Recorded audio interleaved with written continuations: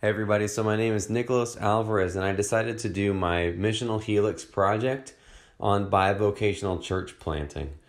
And so really when we think about bivocational church planting, we're trying to think of the best way to fulfill the Great Commission, to make disciples, to baptize them, and to teach them all that Jesus has commanded us as followers of Him. And so when we look at all these different strategies and ideas, what we find is that bivocational church planting has been an effective missionary strategy since the early days of the life of the church. As we see that Paul establishes this pattern in the book of Acts, going from city to city, making disciples, and they gather then worshiping as a community of faith in each of these cities. And so the goal is to create new communities of faith in Christ, which were previously non-existent. And that's why we have organizations like the North American Mission Board, the International Mission Board, to reach these people who are here in our continent and who are abroad, who need to hear the gospel, to work towards these missionary ends. And so they play a large part in organizing and funding pastors and planners to do the work of the ministry. However, even with their financial backing from NAMB or the IMB or the cooperative program, church planters are still often found struggling to make ends meet. And so if the church is serious about missions and church planting in order to reach lost people, then we must consider the age-old practice of bivocational church planting and able to effectively accomplish our task set before us. And so being bivocational is not always ideal, but it's to be considered a noble biblical option, especially in the early stages of a new church plant, at least until that church is able to financially support the pastor full time. It's true that no one man can launch a new church by himself. He needs the assistance and the support of a core group. But usually out of that group, there's going to be a primary leader or visionary that is going to be the pastor of that new congregation. And so with this in mind, that pastor must fit the qualifications laid out by Paul in 1 Timothy 3, verses 1 through 7, which says, "The saying is trustworthy. If anyone aspires to the office of overseer, he desires a noble task. Therefore, an overseer must be above reproach, the husband of one wife, sober-minded, self-controlled, respectable, hospitable, able to teach, not a drunkard, not violent, but gentle, not quarrelsome, not a lover of money. He must manage his own household well with all dignity, keeping his children submissive. For if someone does not know how to manage his own household, how will he care for God's church? He must not be a recent convert, or he may become puffed up with conceit and fall into the condemnation of the devil. Moreover, he must be well thought of by outsiders, so that he may not fall into disgrace, into a snare of the devil." And so Paul's term, overseer, indicates a certain level of authority among the local church body. The word is actually episkope in Greek. And so this actually indicates that this person is exercising oversight over the souls and over the spiritual well-being of those people under his care whom the Lord's given him. And so before this core group goes on this taxing, difficult endeavor with this church planter, they need to know that he is biblically qualified for the role of pastor. And in addition to the pastor's moral qualification, he also must be a man called to the work of church planting. So he needs that inward call from the Holy Spirit, that he's called to the work of pastoring, that he's called to the work of church planting. But this call must also be affirmed outwardly by the church. And we see this in Acts chapter 13, where Paul and Barnabas are being set apart for the work of the ministry.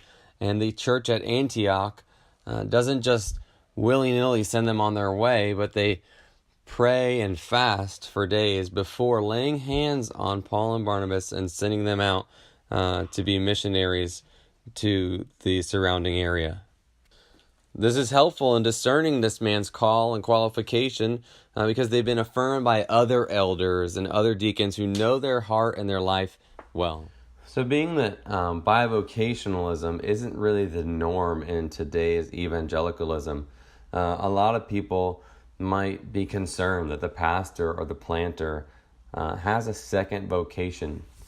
But for Christians who are troubled at this, just a cursory reading of the New Testament will show that it was actually Paul's practice to be bivocational.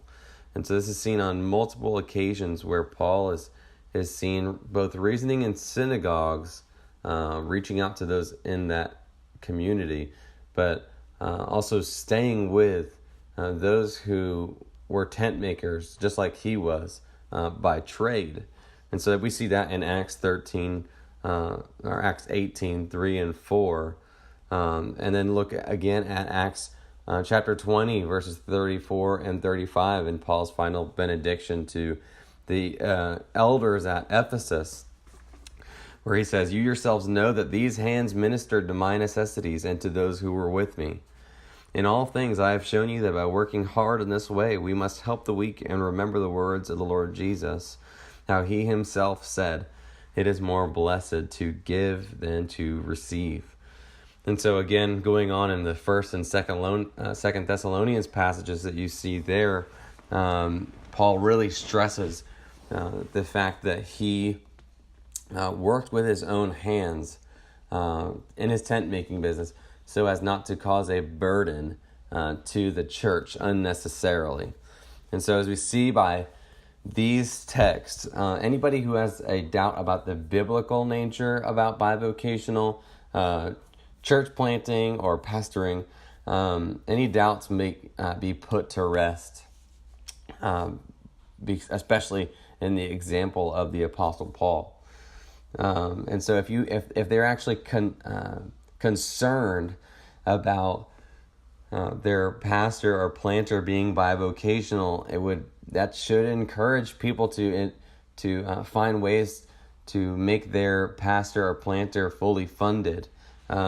This would be the best option, as it sure would relieve a lot of stress on the pastor's family life and allow him to devote more time to the work of the ministry. But a little bit more on that later. And just briefly, I wanted to mention how pastors are to be rightfully compensated for their ministry, really getting to the point that bivocational church planting is a great biblical option. And we see that, like we've already looked at, in the pattern of the Apostle Paul. But eventually, we do want to get to the point where the church is supporting the pastor financially. And so we actually see this in 1 Corinthians 9, 8 through 14 is a great example, which says, "Do I say these things on human authority? Does not the law say the same? For it is written in the law of Moses, 'You shall not muzzle an ox when it treads out the grain.' Is it for oxen that God is concerned? Does he not certainly speak for our sake? It was written for our sake, because the plowman should plow in hope, and the thresher thresh in hope of sharing in the crop. If we have sown spiritual things among you, is it too much if we reap material things from you? If others share this rightful claim on you, do not we even more? Nevertheless, we have not made use of this right, but we endure anything rather than put an obstacle in the way of the gospel of Christ. Do you not know that those who are employed in the temple service get their food from the temple, and those who serve at the altar share in the sacrificial offerings? In the same way, the Lord commanded that those who proclaim the gospel should get their living by the gospel." And so with that text and these other supporting texts you can look at on your own in mind, it's clear that pastors are to be compensated for their time in the ministry as they care for the souls and spiritual well-being of the flock. And ultimately, this is going to be where eventually the church plant should go. Taking a look at cultural analysis and the financial state of church planters, what you see here are 5 categories set up by the Barna Group, which from August to November 2014, Barna actually partnered with Thrivent Financial and they did research about the financial status of church planters in the United States. And so there were 769 church planters from multiple denominations. They were asked to describe their financial situation and fit them into these 5 categories, one of these 5 categories. You see that surviving, that they require financial assistance to get by, struggling, they're struggling to keep up with day-to-day expenses, stable, I'm fairly stable, but just making ends meet, secure, I'm fairly secure, able to make ends meet and have some left over, and surplus, I have more than I need for myself and my family. What you see here in the yellow is the average of all U.S. adults, and then the green is the church planters who have been surveyed by Barna.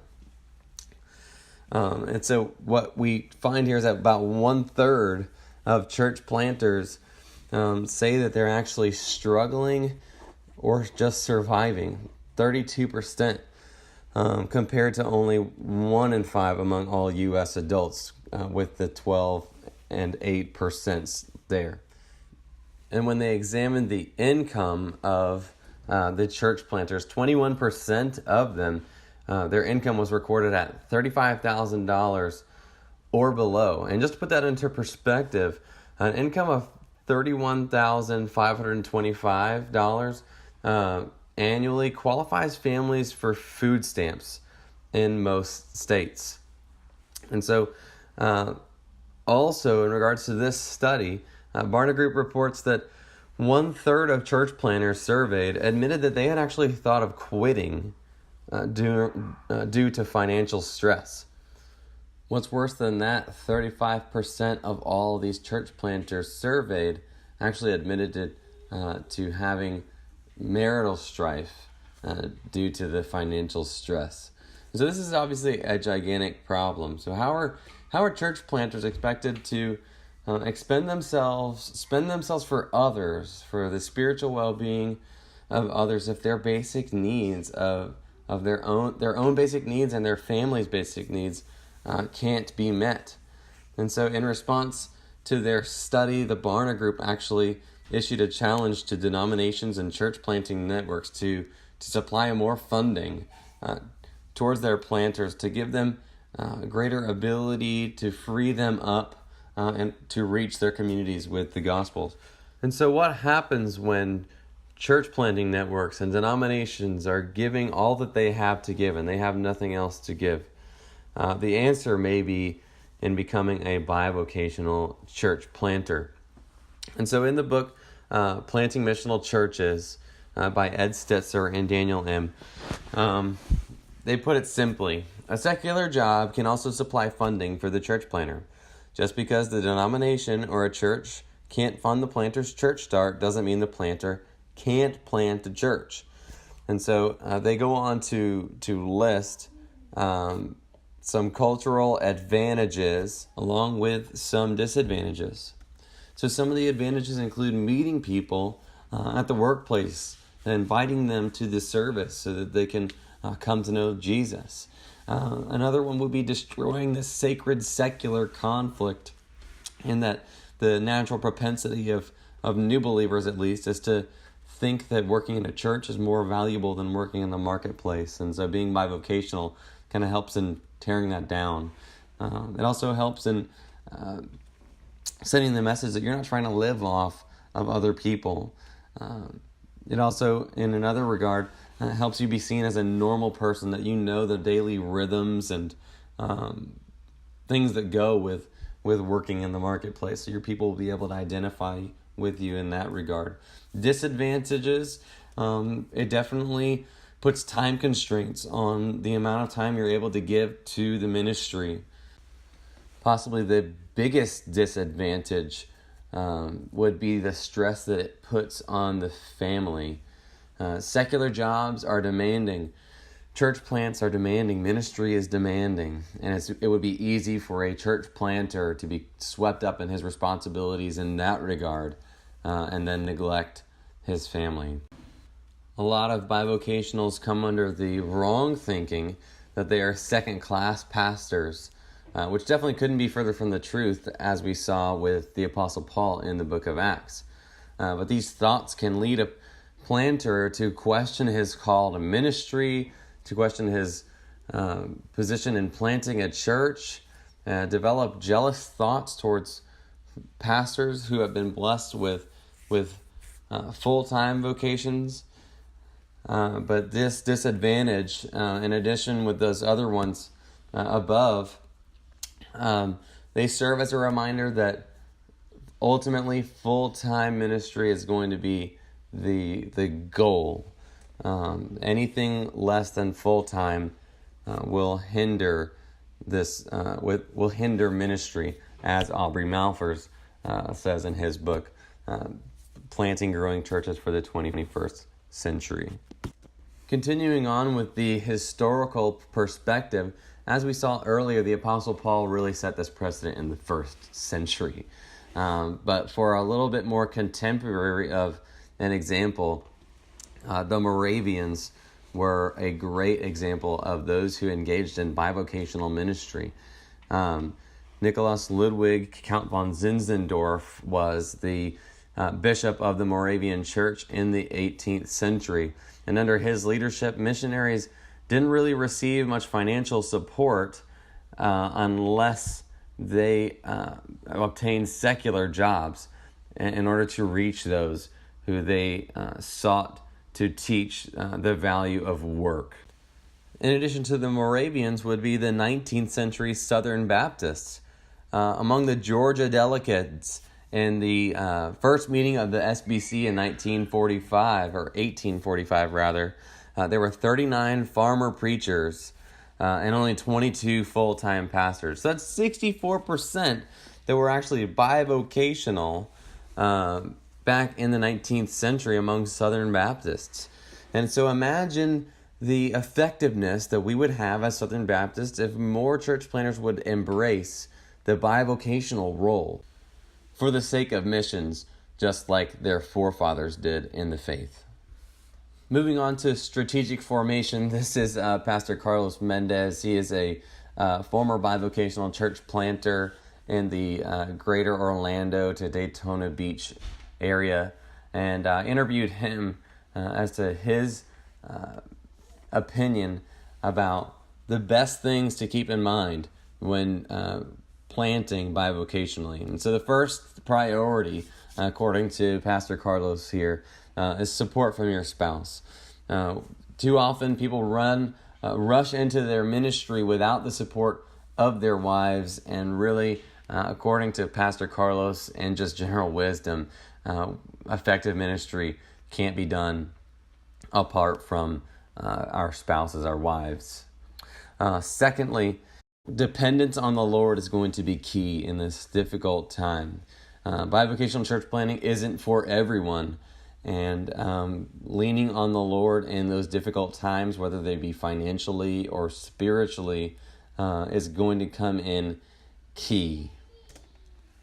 Thirdly, just like most church planters, he suggests to build a core group that can be discipled. And he even said to me that it's good to get people who disagree with you, who can sharpen you and push you to think about certain things that you wouldn't naturally think about. And then last but not least, this actually comes more from Stetzer and M on page 172 of Planning Missional Churches, but seeking an appropriate job is imperative in your ability to be most effective as a bivocational church planter. So on page 172 in Stetzer's book, he actually provides an entire list of different vocations that are good for the bivocational church planter. Some examples he include income tax preparation, computer maintenance, furniture refinishing, and even wedding planning. Pastor Carlos here, I know that he was a painter, and he actually worked at the Seminole County Health Department as a counselor. And so acquiring one of these positions would put you well on your way to becoming an effective bivocational church planter. When we consider that vocational aspect of it, when we consider having the support of our spouses, of our wives, depending on the Lord, living in a vibrant relationship with Him, and when we consider all the advantages that come with being a bivocational church planter, it is one of the most difficult works in ministry, and it can be rightly considered as such. Nevertheless, its biblical precedent is crystal clear in the life of the Apostle Paul. And so with that confidence, he's proceeding in a biblical fashion. The church planter should count the cost of bivocational ministry, even if it's short, for a short season, and also remember the benefits of bivocational ministry.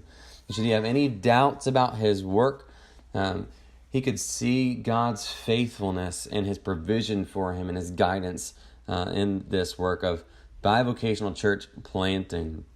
And so on that note, I think it's appropriate to finish with this text from the Gospel of Matthew. Jesus said to His disciples, "The harvest is plentiful, but the laborers are few. Therefore pray earnestly to the Lord of the harvest to send out laborers into His harvest." That's Matthew 9:37-38.